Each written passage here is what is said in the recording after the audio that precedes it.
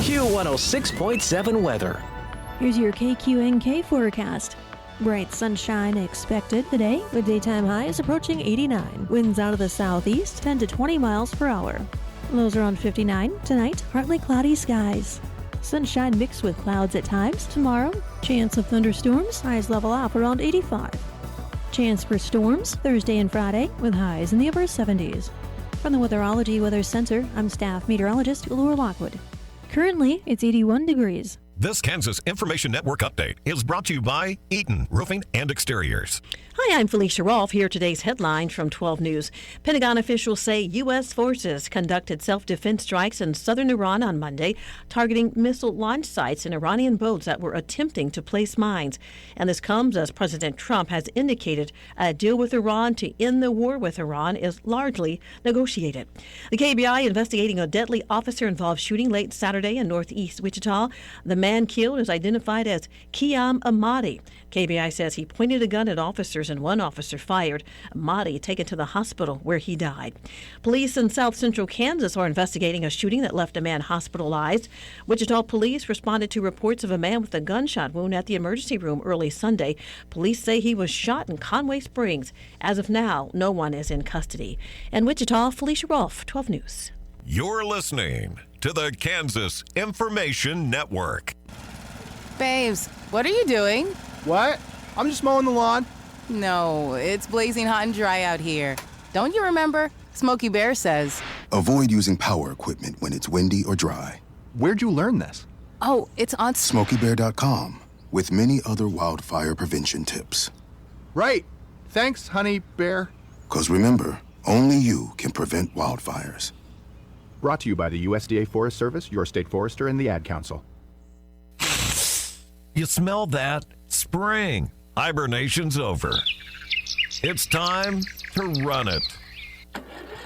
Run it till the grass becomes a lawn and then hedges duck and cover. Then run it again. Steel. Get up to $50 off AK battery tool sets. Offer valid for limited time only at participating dealers while supplies last. I'm Joanna. Your KQNK News is brought to you by the Norton County Hospital, providing the best care right here at home.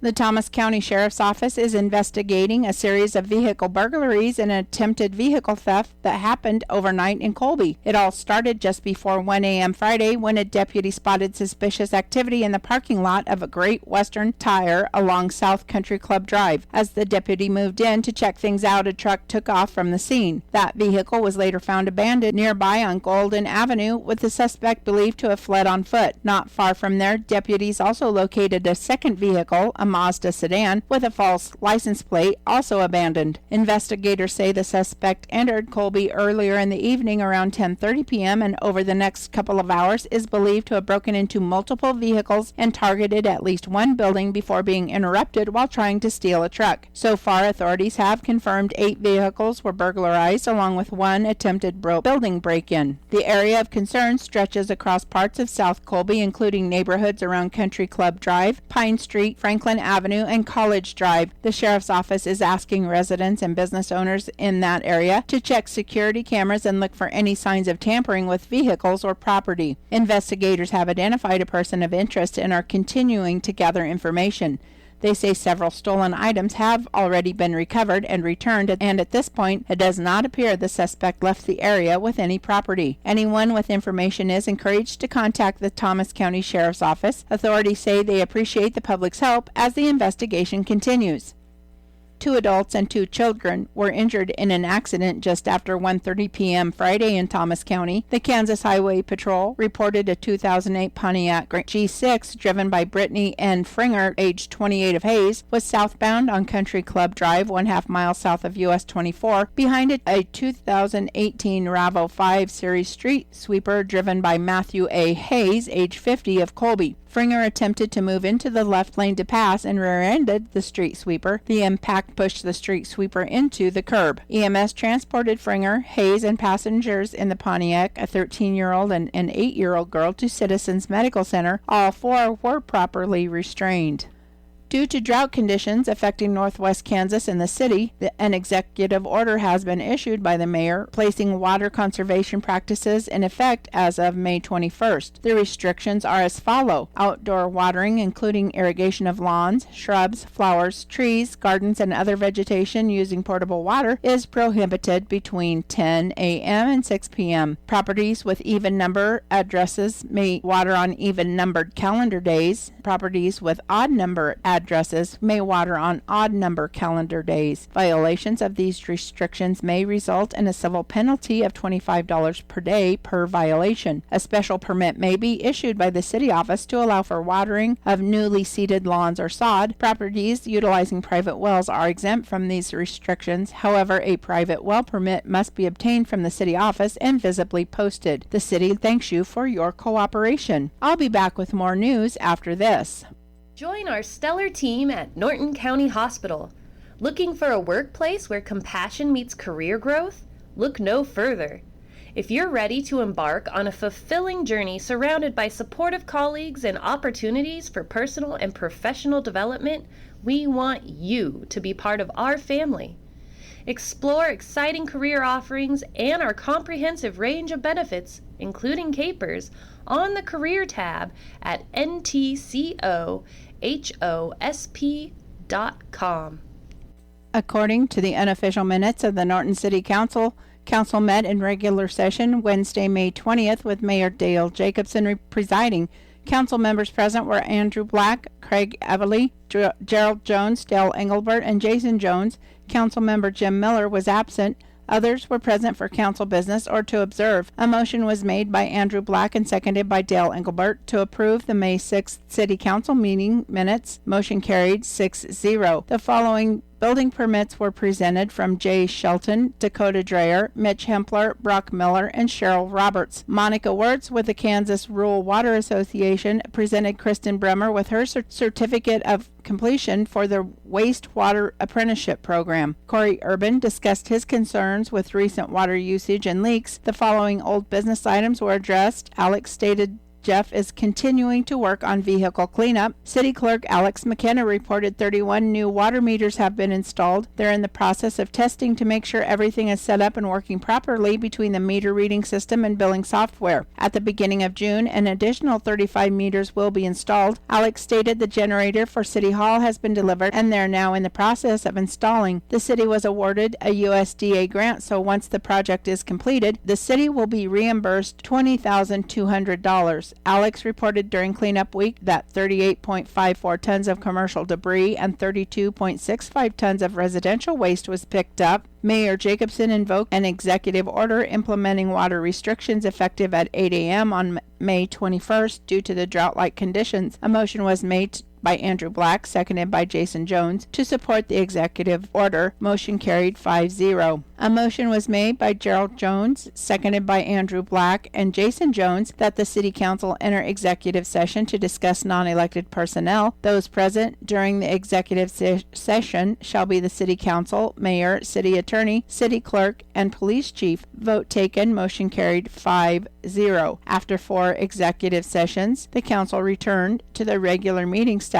A motion was made by Gerald Jones, seconded by Dale Engelbert, to offer Dallas Goslin the position of City Administrator for the City of Norton, Kansas, to commence on June 4th with a contract to be approved at the next City Council meeting on June 3rd. Motion carried 4-0 with Andrew Black abstaining. A motion was made by Jason Jones, seconded by Andrew Black, to adopt Resolution Number 6-2026, a resolution authorizing the abatement of conditions under the Environmental Code as to property within the City of Norton, Kansas. It was noted that property is located at 433 South Street. Motion carried 5-0. A motion was made by Jason Jones, seconded by Andrew Black, to adopt Resolution Number 7-2026, a resolution authorizing the abatement of conditions under the Environmental Code as to property within the City of Norton, Kansas. It was noted the property is located at 306 North Graves. Motion carried 5-0. Police Chief Mitch Lowry gave an update and report on the chamber. Andrew Black reported reported the Public Works Committee met to discuss the Blue Cross Blue Shield Pathways grant for a sidewalk from the manor to the grocery store. Andrew scheduled a Public Works Committee meeting on June 1st to further discuss the project. Andrew also stated the police department will have the second annual Glow Ride on June 18th. Dale Engelbert reminded everyone of the upcoming special meeting on May 28th, 2026 at the East Campus Auditorium to conduct a town hall regarding the City Council's proposed increase in local sales tax. Dale scheduled an ad hoc sales tax committee meeting for May 26th. Craig Everly reported the Parks Committee met and discussed the Rec Commission lease agreement. Abby stated the Rec Commission is retained counsel, so council members and staff need to avoid conversations about the lease agreement. A motion was made by Andrew Black, seconded by Gerald Jones, to approve the Kansas Antique Tractors application for park grandstand use on September 5th, 6th, and 7th. Motion carried 5-0. Motion was made by Andrew Black and seconded by Dale Engelbert to approve appropriating ordinance number 10 as a whole. Motion carried 5-0. Motion was made by Dale Engelbert and seconded by Gerald Jones to adjourn. Motion carried 5-0. This concludes the unofficial minutes of the May 20th meeting of the Norton City Council. I'm Joanna. Your KQNK News was brought to you by the Norton County Hospital. You can call the Norton County Hospital at 785-877-3351 for all your health care needs. Kansas Agriculture Network News.